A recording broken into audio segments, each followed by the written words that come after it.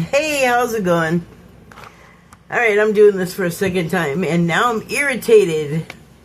Alright, I have some yesterday and today cards. I have a piece that I wrote. I'm going to read that first, and I'm pissed that I have to read it again, because my eyesight is failing, and the ink in the pen was failing, so it's really dim, and it's hard to read, and it already gave me a migraine reading it the first time, but hey, what the heck, I'll just do it again, because that's my life.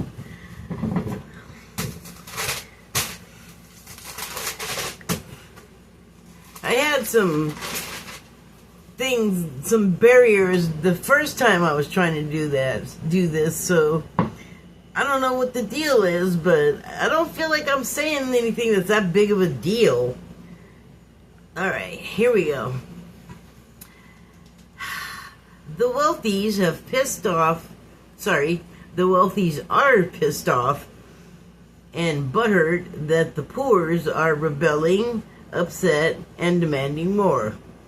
There's a proliferation of FOFO vids, apology vids, ex-MAGA vids. You got the fake and, dare I say, plain old harmful products dressed up as food, chemically altered for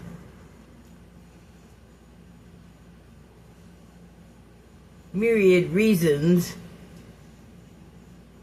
due to mass production and extending shelf life treatments, all of which overwhelm and outnumber the amount of actual edible food items that are saliva soluble and digestible. True food, a scarce or overexpensive commodity, unless you have a food garden. I know this is not good news, and actually I need to mark that there's a paragraph changing there.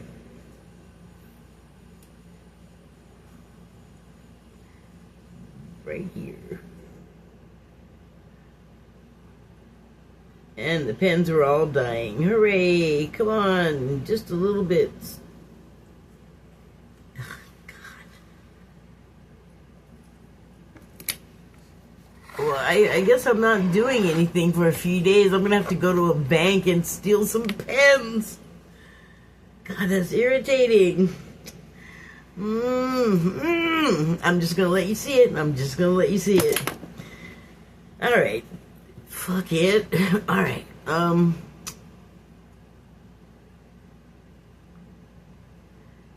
see, if I could have made the paragraph, I could find where I was.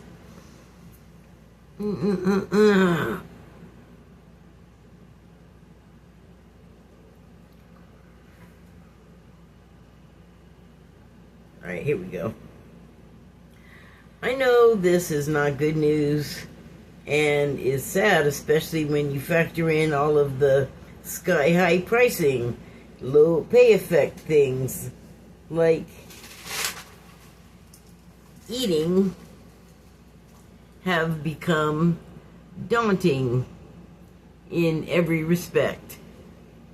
It's getting easier to see what is... Oh, it's getting easier to see what I've suspected for a while. That all of the difficulty this country's encountered in the Trump years, that currently is like a worsening infection.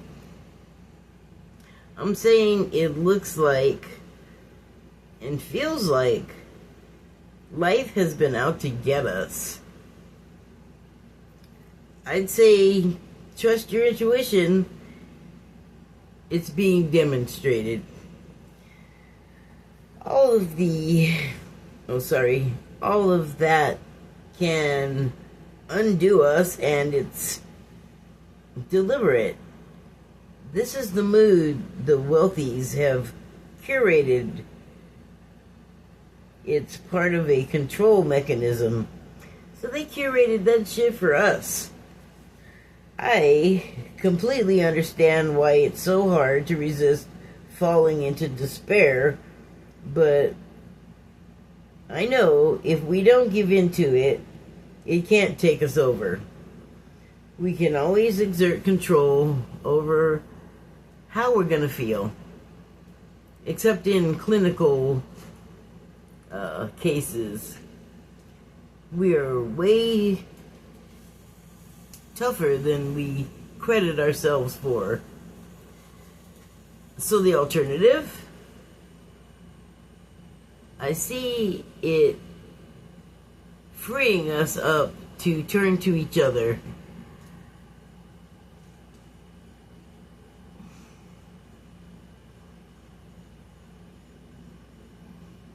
Oh, instead of where we traditionally sought help from. So yeah, I see us turning to each other instead of going to traditional sources we've sought in the past. I think that's a good thing. We can't depend on the government anymore. I'd use extreme caution when approaching it unless absolutely necessary. Don't attract their attention to you, is my advice. Anyway, I am actually feeling pretty positive about where the terrible times have brought us. We have the opportunity to start remaking society from the ground up. We have to show up at disasters since we've lost FEMA, the emergency funding, and staffing.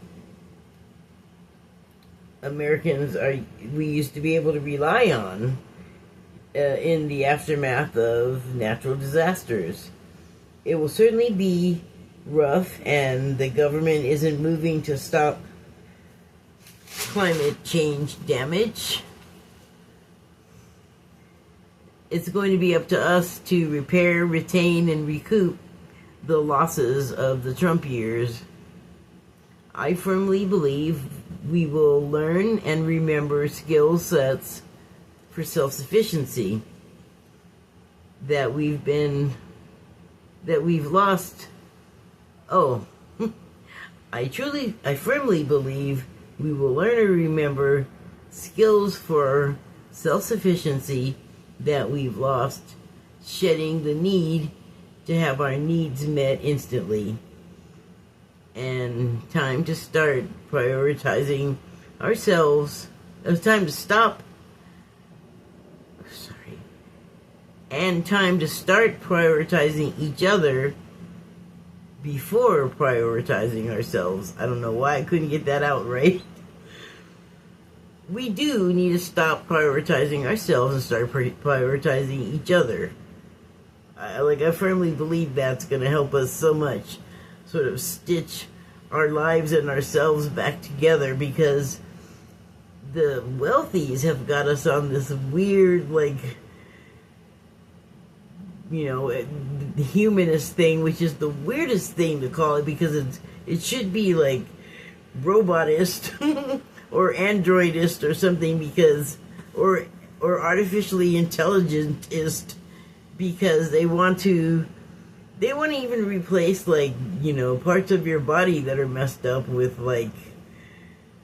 sentient robot parts or something. And I don't know. I think I go ahead if that's what you want to do.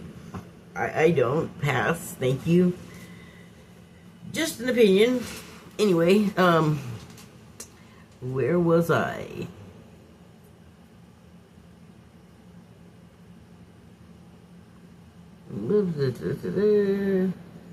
Oh, okay. We have fallen under the influence of the wealthies, but can't really emulate them, except for the habitual rudeness and impatience with each other. And I say no.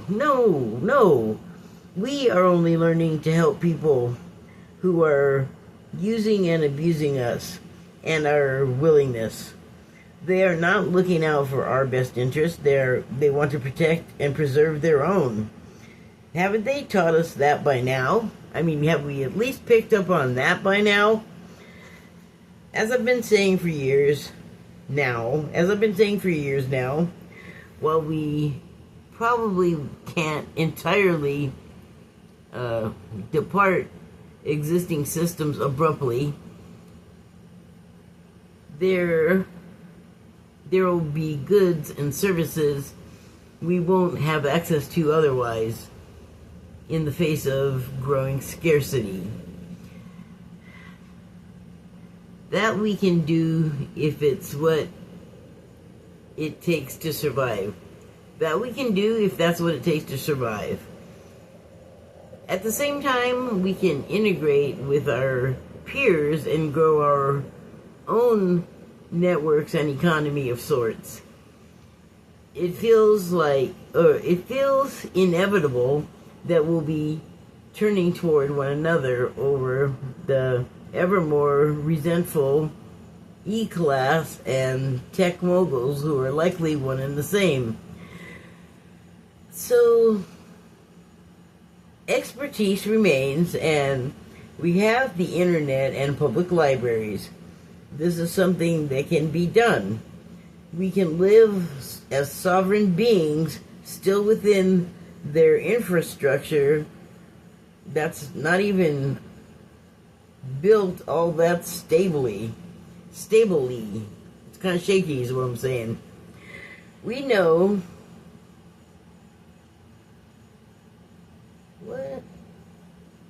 we know big business and technology are shameless takers from we who've given so much so that if we set our homes side by side, the disparity is unmistakable.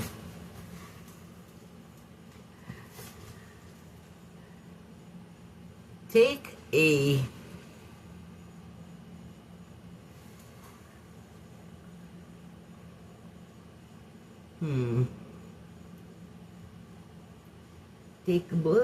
Take able? What the heck does that say? Takeable and all we lived and learned when they're bought people in charge. Oh, what the heck does that say? Take something and we all lived and learned when the wealthy's bought people are in charge. God, what does that say? It's takeable doesn't make any sense, but that's what it looks like. I don't know.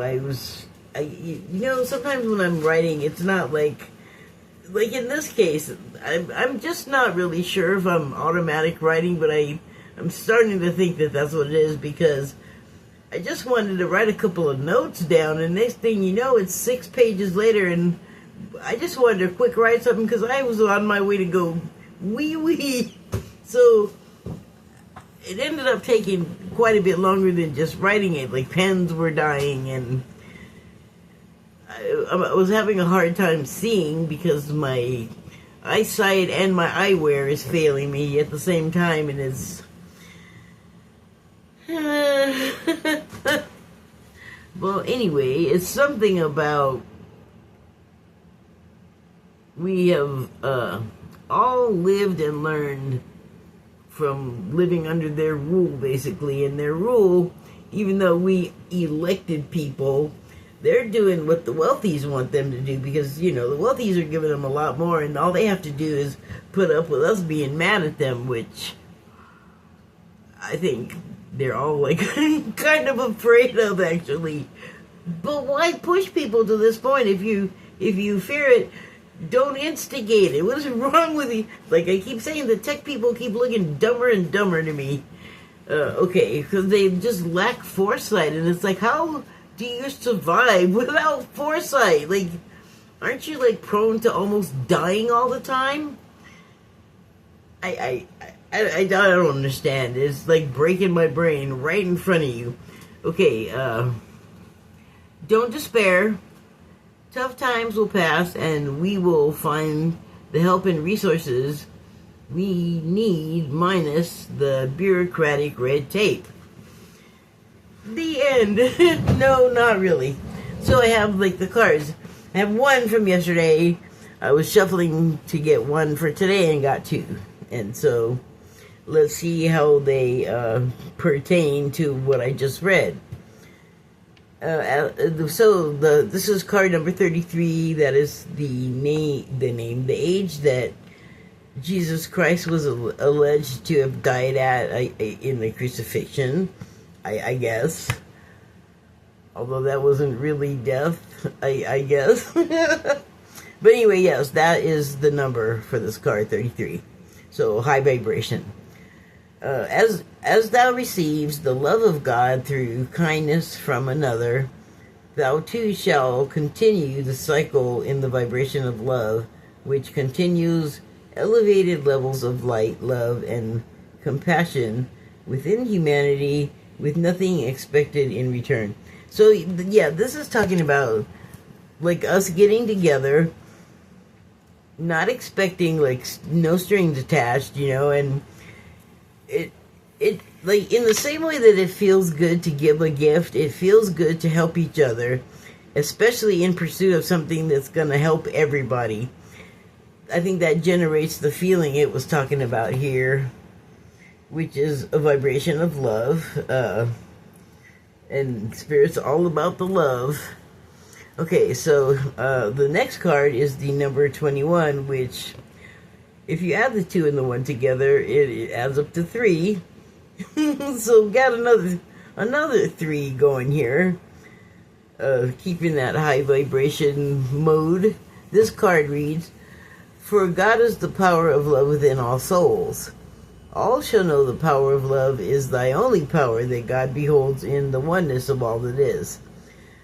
So, like, literally, this is saying, in the face of whatever you confront, your greatest power is love. So, and the aspects of love are going to be your shield and sword, I guess. Although, I guess make love, not war.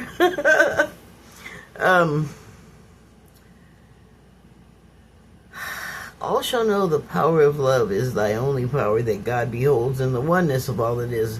So, I feel like we're all fractals of God. I like to say we're like dandruff of God, but we're sentient, and we're experiencing life in place of God because it's somewhere else doing something of importance. I don't know. We know we're it right now. We're the representatives of that, and God notices us and pays attention. I think when we act in love and act out of love, and in all of the aspects like forgiveness and compassion, like the card talks about, and I would guess acceptance and the aspects of love. And if you have to ask, look it up. Grab a search bar and hop on in there.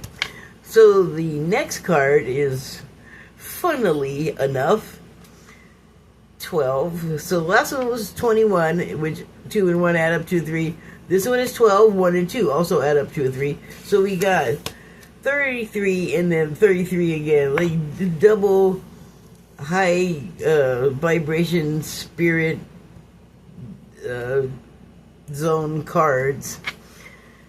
And I feel like it's right, because this is like a new beginning where we're like sort of returning to those basic but very powerful aspects in ourselves, which are our power. And you know, it's kind of like you do good deeds and God smiles upon you. Like, that's God noticing you again, like, oh, look at my little flake, you did something, did a thing, yay. Okay, so 3 card. Our right to love another in the essence of the Trinity is of pure form when thy heart knows the truth of creation's sacred holy vow to one another in love's highest light. So, I don't know that this is necessarily referring to like a swearing on a book type vow. I would almost say it's like God's promise to itself. And then it releases us, the fleet of dust, to act autonomously and have our own agency, but be informed by the fact that we are of God, and then, or, you know, the creative source. And so, like, we're imbued with at least that power, the power of love, and it's not nothing. I mean, there are powerful aspects of it that we kind of have discounted and stopped appreciating as such, because we have all of this influence, constant, like advertising and shows and symbols on the buildings and in movies and everywhere you look. Like, you can do something and you don't even know you're making some kind of gesture that means something to somebody else. It's like, my God, what do you do? Just wear a bag, like a body bag in public, so you don't, you know, accidentally err? It's crazy. So, I think the vow here is like the promise to follow those tenets of the love, and, like, you know, prioritizing other people before you prioritize yourself, or making sure everyone shares in whatever there is. And, you know, like, you can't be doing that, oh, well, I have more money so I get a bigger portion crap. Everyone's one person, so everyone gets one serving, one outfit, one whatever it is. Like, we're not doing all of that fancy people garbage. Like, leave that to them. We're not, that's not us, that's them. Like, come on, I'm not aspiring to that. They're not actually, I don't think they're actually the best people. And there's a couple of them I could name, and all you have to do is hear them talking. You never want to, like, get up and go to work at their place of business ever again. Kind of thing I'm talking about here. But anyway, they're working outside of that power, you know, like, they have power, but if it were true power and it really worked, then why are they mad at us? I still don't really know why they're mad at us, because it seems like things went along, same people, same, like, disparity, but it didn't seem like they were, like, mad at us. I'm like, what are they getting back at us for? We did all of the work so they could be rich. You went to school. Did you really do anything, though, or did you buy your grades from other people? You know, did you have that sort of no-show job? Like, what are we talking about? This is why, I don't know why, it's like, this is probably what's also pissing them off, is people saying that they can't earn $1 billion just by themselves. Like, do you know how many dollars are in $1 billion? Like, you know there's $1 billion, but do you understand what that looks like? You'd need like 10 lifetimes if you were working at, like, Subway or whatever. Or even if you were like a nurse, you'd still need several lifetimes to build up $1 billion hour by hour, you know. You know, slave wage. How many lifetimes would that take? So, there's people get inheritances, or people get lucky, and people have, when they buy a company, for instance, these same people that bought the company have up to hundreds and thousands of people working away and earning that money for you, and they are getting paid a pittance in comparison, which I think that is something that should change, since I feel like the billionaires, and now there's going to be trillionaires, are already, like, they cannot fit in the system anymore, and it's just breaking it, and then everyone's just expected to, like, switch to the way of just a few of us, and what's pushing us all around is stupid money and property, which is basically meaningless alongside like a human being that's worth so much more, and they don't appreciate that about us. And so, like, excuse us if we're like kind of like tired of doing it for you.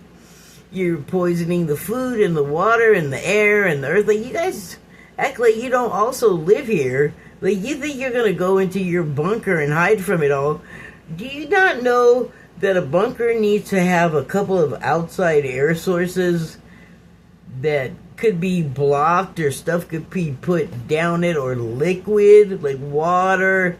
Like, are you guys... And that's the same way the pollution can get in to all of your stuff. Like, liquids and gases, they'll find a way, and I'm sorry, but fuck you up. Like, I don't know how they think we're just gonna trash the world that the poor's live in. No, dingleberries, you also live here. It doesn't matter if you live in a nicer looking neighborhood. Again, seepage and gas floatage is insidious. You wouldn't even know until you were overwhelmed. Like, how, like, again, not so smart, but go ahead. We'll work your stupid jobs and help each other, and just don't mind us. You guys have much more important things to keep your minds on. Like, don't worry about the petty concerns of the poors. We're just over here dying and stuff. Data centers, great. You know, I saw something today where a person was talking about the data centers, and they were skeptical as to what their true purpose was, because it kind of is like, why do you need yet another way to spy on us? Like, you have our phones and televisions, and if anybody's stupid enough to have a smartphone, practically every device in the house, your toilet is filming your ass poop, and some perv online is looking at it. So, yay! Modern technology. I kind of like the old school analogy technology. Analog analogy. Analog. Thank you and good night.